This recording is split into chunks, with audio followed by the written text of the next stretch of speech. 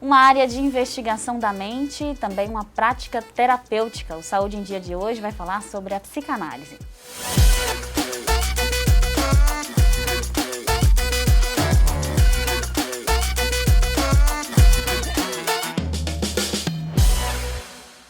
Estamos recebendo hoje aqui no estúdio do Saúde em Dia a Magda Costa, que é psicóloga e também professora de psicanálise do Centro Universitário de Caratinga. Magda, seja muito bem-vinda ao nosso programa. Obrigada, eu que agradeço o convite. Para mim é uma honra estarmos aqui, falando da psicologia, da psicanálise e das formas, terapêuticas e analíticas, que nós encontramos aí em prol da saúde mental do sujeito. Eu sei que esse é um assunto que você estuda muito e também tem muita familiaridade, né? Você gosta da psicanálise, né? Sim, a psicanálise ela passa pela psicologia como escolha também, Eu me identifiquei com a psicanálise no 4º período do meu curso de graduação. Há 17 anos eu sou psicóloga e há 17 anos eu venho trilhando esse caminho de estudo dentro da psicanálise, enquanto professora também, sempre atualizando.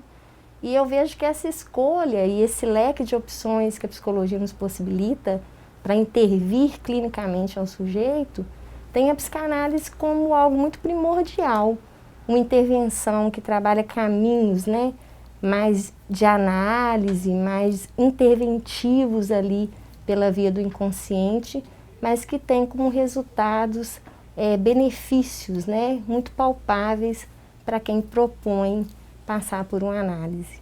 E quando a gente está falando da psicanálise em si, a gente está falando do trabalho, da obra, da vida de Freud? Sim, porque não tem como falar de psicanálise sem falar de Freud, Freud, nós chamamos ele de o pai, o pai da psicanálise. Ele, desde um recém-formado em medicina, em 1882, um recém-formado, ele resolve ali se dedicar à neurologia e naquelas investigações clínicas que ele fazia junto a mulheres inicialmente, ele percebia que o corpo, ele somatizava doenças que neurologicamente falando eram impossíveis de serem localizadas. E ele começou a compreender que isso poderia estar na mente humana, E ali ele começou a criar todo um contexto clínico de intervenção via um lugar que ele sempre considerou ser o primeiro lugar onde nós recebemos todas as informações emocionais que nós vivemos, que é o chamado inconsciente. Que até então não se existia assim, não era estudado, Sim, não havia ali um estudo propriamente dito, E a psicanálise se torna ali uma intervenção clínica que até hoje, nós podemos dizer que tudo isso começa em 1882, com a formação dele em medicina, especializando aí na neurologia, mas até hoje nós observamos os estudos, A psicanálise ela nos sustenta muito em um tripé, que é a nossa própria análise, que é o estudo continuado e que é toda uma intervenção voltada sob uma supervisão, sob um grupo de estudo. E nós localizamos nesse tripé uma sustentação para que a psicanálise ela sempre tenha essa proporção aí de sempre continuar sendo um método de sucesso na intervenção clínica. E a gente, para entender isso, também tem que entender esse contexto histórico, Quando Freud se dedica, ou se entrega ao estudo desse inconsciente, dessa estrutura, que ele propõe, É importante entender esse contexto histórico, Quando ele dá início, então, à psicanálise, que até então ele não sabia, que queria se tornar toda essa obra, Foi uma construção. Sim, foi uma construção muito aprofundada da mente humana, porque Freud, ele considera esse primeiro lugar que não é a nossa consciência, Porque quando nós falamos de consciência, nós falamos do próprio eu, nós falamos de um lugar que nós temos entendimento sobre nós, e ele traz uma configuração diferente chamada inconsciente. É como se esse primeiro lugar, chamado inconsciente, ele desse permissão para que algumas coisas viessem para a nossa consciência. Então, foi algo muito histórico, para um estudo da mente humana. Em alguns momentos Freud não foi muito compreendido, né? Mas hoje nós vemos que as pessoas têm a psicanálise como referência de tratamento, né? E nós acreditamos que o que vem na nossa consciência é um representante, né? Às vezes vem uma angústia, às vezes vem uma tristeza, às vezes vem um comportamento estranho. Esse representante, ele tem como causa primordial ali algo que está ali nesse lugar chamado inconsciente. É como se os sintomas fossem consequência de um lugar, né? Isso que é mais interessante. No momento da análise, você consegue localizar isso que causa e promover ali a estabilidade emocional do sujeito.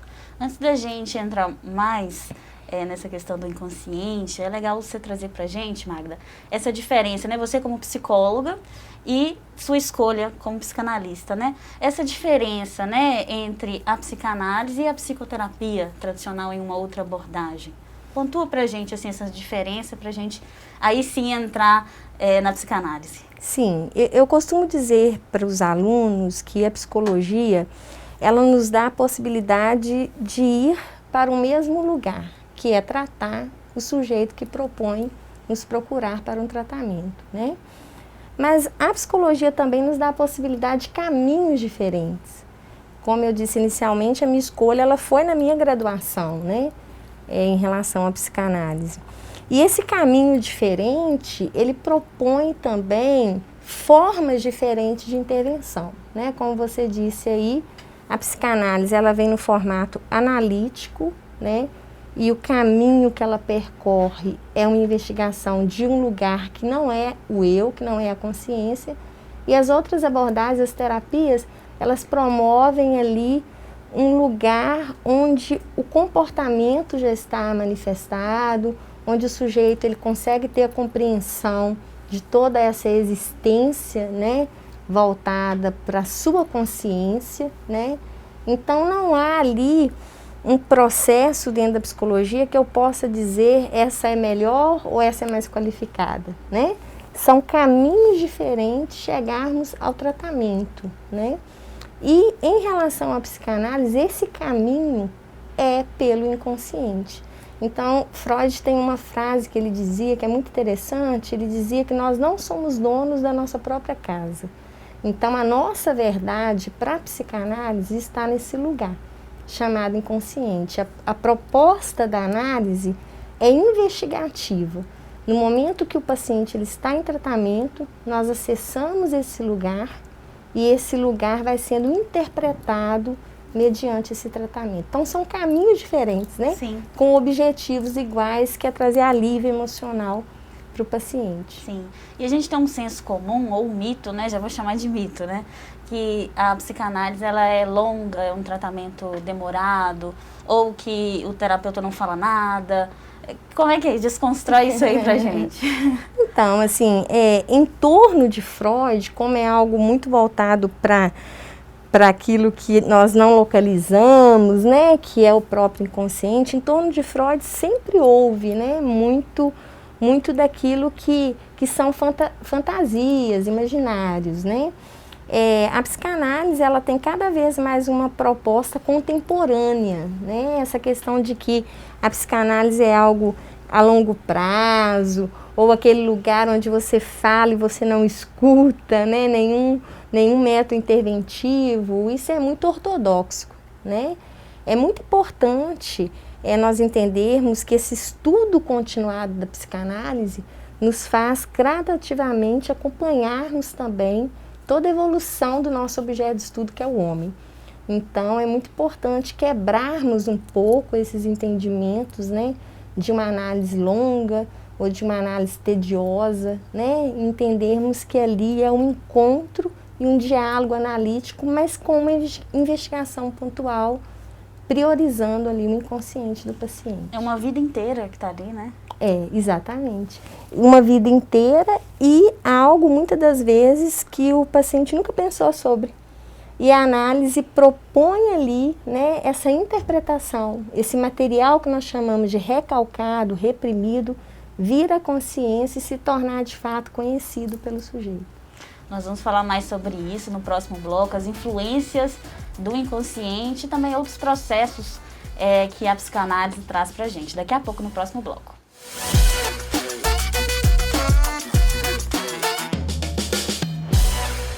O Saúde em Dia está de volta. Aqui ao meu lado a professora Magda Costa, que é professora de psicanálise do Centro Universitário de Caratinga e está trazendo para a gente as informações sobre essa grande prática na sua vida, né, Magda, que hoje faz parte da sua vida, né, a psicanálise, né?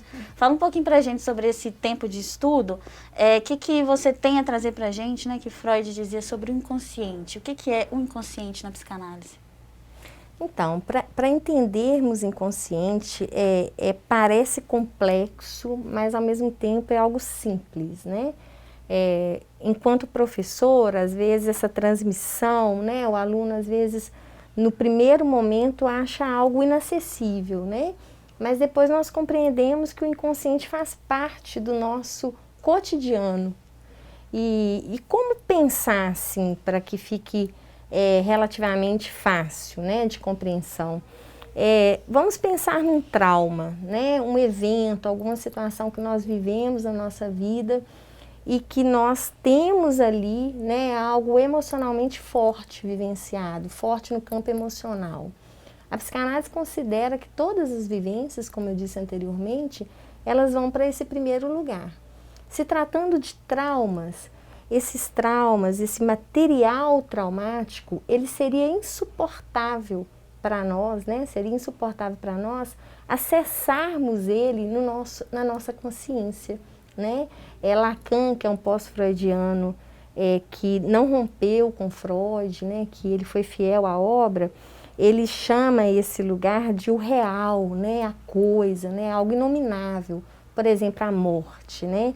O abuso sexual, as traições, né? Todos esses eventos traumáticos que acontecem na nossa vida, se eles viessem tais como eles são para a nossa consciência, no real, seria algo enlouquecedor. Então, esse primeiro lugar, que é o inconsciente, ele retém a informação maior, o afeto, a ideia traumática fica no inconsciente. Então, na nossa consciência, vem um representante, que é a angústia, que é o comportamento agressivo, muitas das vezes, que é o isolamento, que são os traços, né, da depressão. Então, no momento que se propõe o tratamento, nós vamos buscar tratar o trauma, né? E o tratamento do trauma, ele vai trazer alívio para esses sintomas que aparecem na consciência.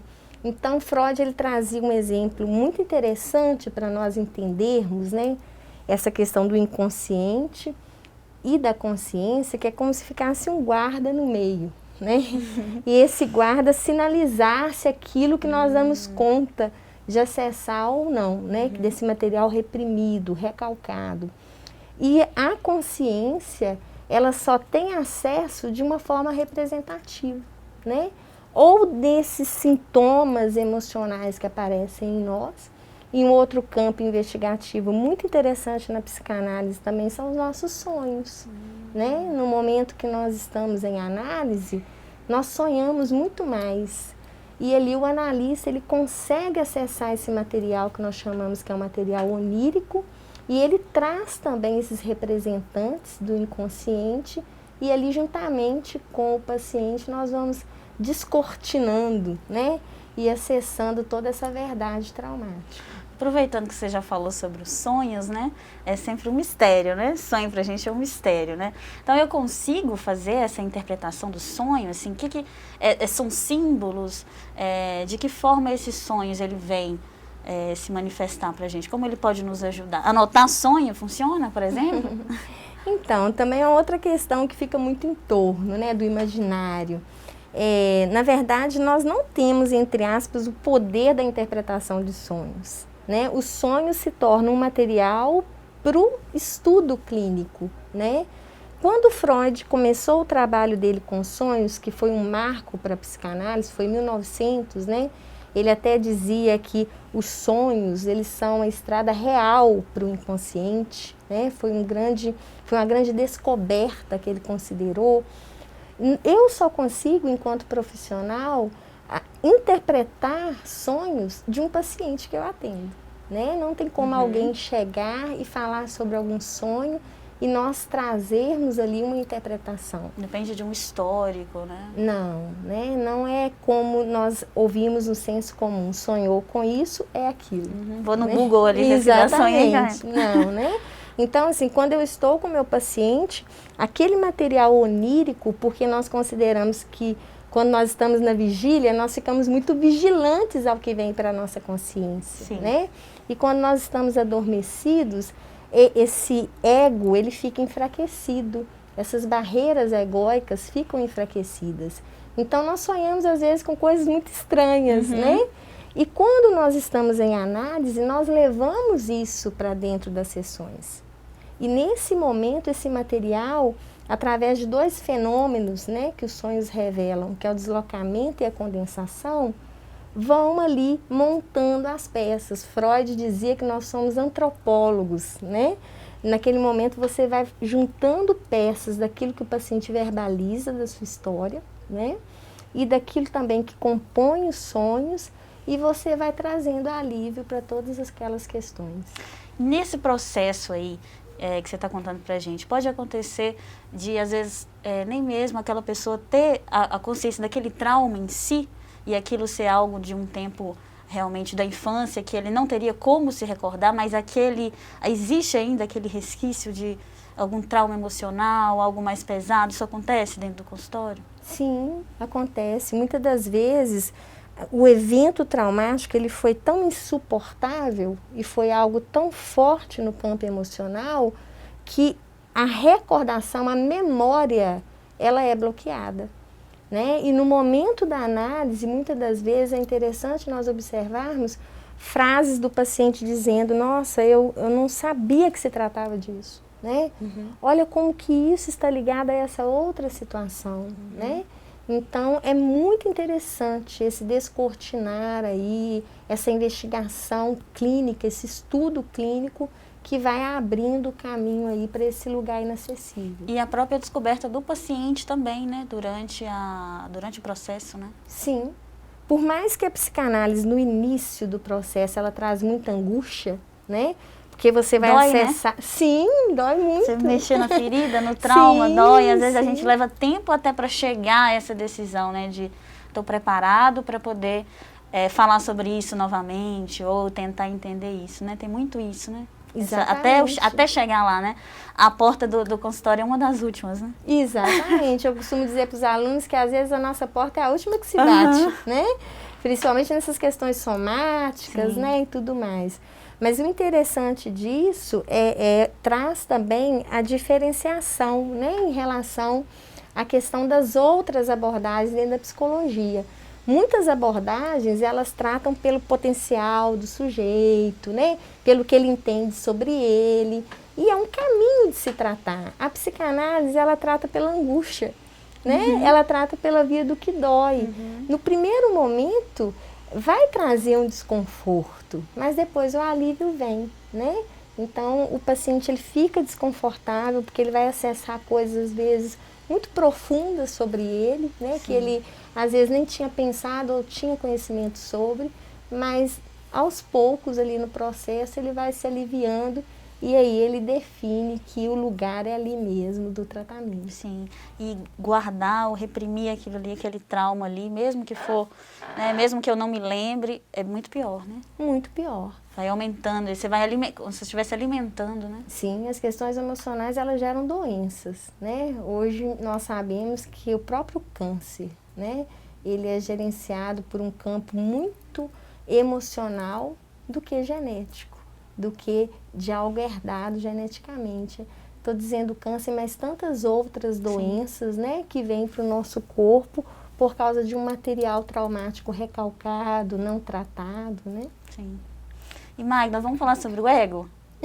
A gente fala tanto sobre, às vezes o ego é visto, né, de uma forma tão difícil de lidar, né? Mas ele é a nossa forma de articular no mundo, né?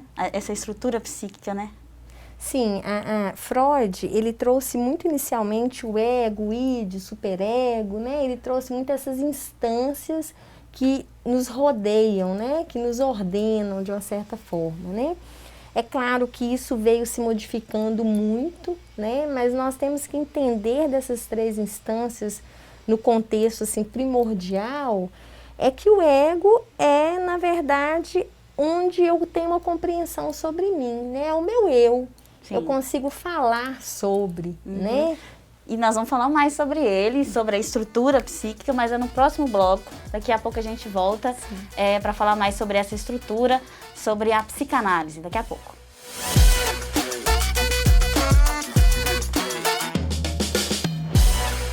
O Saúde em Dia está de volta aqui com a professora de psicanálise, Magda Costa, que está trazendo para a gente as informações sobre a psicanálise, né? E a gente estava falando, antes de entrar para o intervalo, sobre o ego, né? O famoso ego, né? Que, na verdade, Freud traz a estrutura, né? Id, ego e superego, né? Explica para a gente um pouquinho sobre isso. Então, dentro de um contexto geral, nós podemos entender que existem três instâncias, né? Que elas são chamadas, né? Id, ego e superego. O ego é todo esse senhor, né? Esse senhor da consciência, aquilo que nós temos entendimento sobre nós, aquilo que passa, né? Pelos nossos pensamentos, né? Se nós pensarmos no id, no superego, teoricamente, todas essas instâncias sofreram muitas transformações. Mas o que nós podemos dizer que o superego, ele um pouco nos ordena. É como se fosse ali o equilíbrio entre o eu, né, e o id. Porque o id, ele é o lugar de pulsões. Ele é uma energia psíquica que não cessa em nós, que nós precisamos canalizá-la. É muito interessante entender esse contexto dentro do sintoma emocional, que a psicanálise considera que nós temos uma pulsão em nós, que é uma pulsão de vida, né, que alimenta toda uma engrenagem de situações que nós vivenciamos todos os dias e que nos trazem prazer, satisfação, mas também nós temos a pulsão de morte. O sintoma, ele é alimentado pela pulsão de morte. Então é muito interessante isso dentro da clínica, porque às vezes nós observamos os pacientes, né, dentro de problemáticas que eles não conseguem sair, né? E muitas das vezes nós pensamos, se faz sofrer, por que não deixa? Né? E Lacan até dizia que o sintoma é o amado do sujeito. Nós temos dificuldades em tirar o sintoma, porque ele entra na intersubjetividade, o paciente ele tem ali o sintoma como companhia, né, do seu emocional. Então, nesse momento, nós dizemos que é uma pulsão, que é a pulsão de morte, ela é destrutiva, é um paradoxo, né? Nós pensarmos que aquilo que faz mal também nós temos satisfação, né? Mas essa pulsão, ela é de uma certa forma interpretada dentro da análise.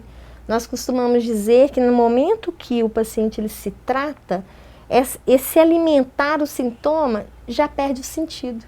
Né? É como se o paciente falasse, isso não tem mais graça. Né? Ter esse relacionamento que me faz mal, perdeu a graça. Né? Dentre outras situações, né, que o sujeito no início ele não consegue sair porque ele está sendo alimentado por essa energia psíquica pulsional chamada pulsão de morte, né? E a análise ela faz todo esse processo, né, de fazer com que essas situações percam a força e a função dentro do campo sintomático. Agora, essa palavra, né, pulsão, né, ela tem um significado muito importante, né, dentro da obra de Freud. Né? Sim, na verdade, ela é algo que norteia não só a obra freudiana, quanto a obra lacaniana. Nós sabemos que o sintoma, ele é alimentado com muita força no sujeito, né? Se livrar daquilo que dói não é tão simples assim. Freud até dava um exemplo tão interessante, né? Freud gostava muito de exemplificar de uma forma que nós compreendemos. E ele dizia que é como nós irmos ao dentista com muita dor no dente, né? A gente está ali buscando por ele para que ele tire a dor. Mas no momento que ele vai tirar a dor, a gente empurra a mão dele, né? E assim é a análise, né? Tá doendo, tá desconfortável, mas isso me alimenta, né? Como que eu vou ficar sem isso? É como se fosse a minha bengala, né? Por isso que na análise nós falamos muito sobre isso, que antes de eu tirar o sintoma do paciente, ele precisa compreender a função desse sintoma. Porque quando ele compreende a função, onde que esse sintoma alimenta, ele não quer mais. Isso vai ser tratado, não tem mais função na vida dele. Perde aquele sentido, né? Perde o sentido. Magda, e o que a gente pode dizer também sobre o complexo de Édipo dentro da psicanálise?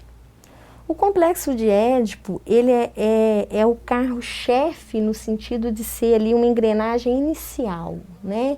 No momento que Freud pensa na questão do infantil, né? Ele entende que na primeira infância, que nós consideramos até os 7, 8 anos, né? Nós temos ali algo que é estruturado em nós. Para uma casa ser construída, a gente tem uma estrutura, né? É como se nós tivéssemos uma estrutura psíquica. A questão edipiana, ela está muito em torno do papel ou função paterna e materna, né? Onde o menino vai nessa travessia se identificar com o pai e acompanhá-lo, e a menina vai se identificar com a mãe, rivalizar, mas acompanhá-la, né? Então, dentro de todo esse contexto dos papéis, dessa tríade, né? Mãe, criança, filho, nós temos ali as nossas estruturas psíquicas formadas. E as 3 estruturas nas quais a psicanálise trabalha é a neurose, a psicose e a perversão. Então, é como se a psicanálise falasse assim, né? Ou nós somos psicóticos, ou nós somos neuróticos, ou nós somos perversos. E nesse momento, Freud nos dá a possibilidade, enquanto profissionais, compreendermos nas entrevistas preliminares de uma análise de qual estrutura se trata. Porque se eu estiver ali com o neurótico, eu vou tratá-lo de uma forma diferente de um sujeito psicótico que tem sintomas ali ligados ao quadro esquizofrênico, né? O sujeito perverso já tem um comportamento todo voltado ali para contextos de perversidades, enfim. E o sujeito neurótico, Freud concluiu que é o dito normal, né? Na verdade, ele trabalhou muito no início da obra dele a palavrinha normal, depois ele parou de usá-la, né? Então, para ele, todos nós somos neuróticos, né? Nós somos estruturados numa falta. Sempre há uma sensação na neurose de que algo falta, que é próprio da castração edipiana, né? Então, nesse momento, o neurótico, ele queixa, ele reclama, ele pensa que no momento que ele conseguir algo, aquele algo vai completar essa falta, mas ele consegue esse algo que ele queria, esse algo aponta para uma outra falta que vai apontando, então sempre vai faltar, né?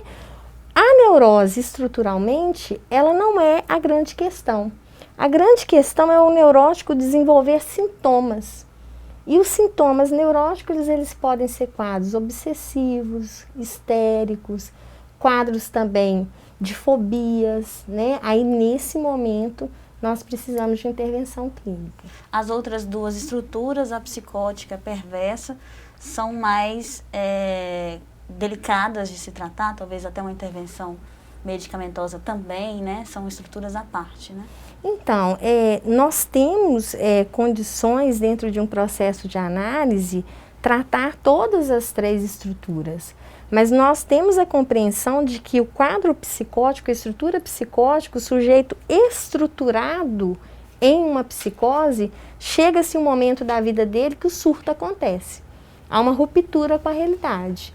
Nesse momento, nós chamamos ali uma clínica, né, que é uma clínica que nós nomeamos como uma clínica em movimento, onde esse sujeito ele vai ser tratado pela psiquiatria, pela psicologia, ele vai ter ali uma referência de um lugar de tratamento, né? Sim.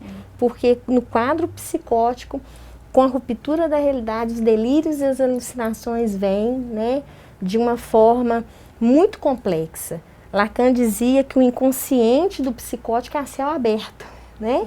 Imagina, se o nosso neurótico ele é recalcado e nos dá trabalho, imagina o inconsciente a céu aberto, que loucura que é, né?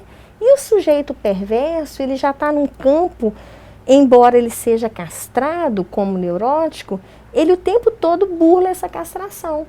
Ele que põe as suas regras, ele que gerencia as suas leis, não existe culpa, né, dentro ali dos atos praticados pela perversão, né? E todo um quadro também, não só dentro da sexualidade dele, mas dentro das relações interpessoais fetichistas, né? E de poder, de manipulação. nós costumamos dizer que o perverso pouco vai nos procurar, né? Ele só nos procura, clinicamente falando, quando ele tiver em grande prejuízo. Mas ele é uma estrutura como as duas demais, que é a neurose e a psicose. E Magda, a psicanálise é para todo mundo? Ou melhor, como eu posso saber se a psicanálise é para mim? Então, é uma pergunta muito interessante, né? Assim, que a gente discute muito em sala de aula. Para todo profissional tem uma abordagem, né? E para todo paciente também tem uma que ele vai se identificar. O que nós temos que entender enquanto psicólogos, que não existe aquela que é mais eficaz ou aquela que é mais favorável, né? Ou mais merecida. Todas vão tratar o sujeito. Mas tem aqueles pacientes que se identificam mais com uma ou com outra, né? E tem também os profissionais que se identificam e vão se capacitar nela, né? Então, assim, eu penso que a psicanálise é para todos, né? Sim. E eu vejo que ela é merecedora desse lugar pela história, né? E pela forma que ela conduz as suas intervenções, né? Pela postura ética, profissional, que norteia todo o saber da psicanálise. Muito bom. Magda, eu quero te agradecer pela presença aqui no Saúde em Dia, dizer que você é sempre muito bem-vinda, que a gente tem mais assunto para falar sobre o tema, né? Sim. Tem muita coisa para falar. Sim, né? É infindável, né? Mas eu também agradeço muito, tá, o convite de vocês e estou à disposição, né, para conversarmos de algo tão relevante, tão importante, né, dentro da saúde mental. E gratidão por esse momento. E que faz toda a diferença, né? Na vida de todos nós. Na verdade, se nós investíssemos na nossa saúde mental, como nós investimos em outras coisas, nós seríamos mais felizes. Né? E faríamos também as pessoas mais felizes. Com certeza, verdade. Muito obrigada. Eu que agradeço. Saúde em Dia de hoje vai ficando por aqui. Obrigada pela sua companhia, audiência e até a próxima.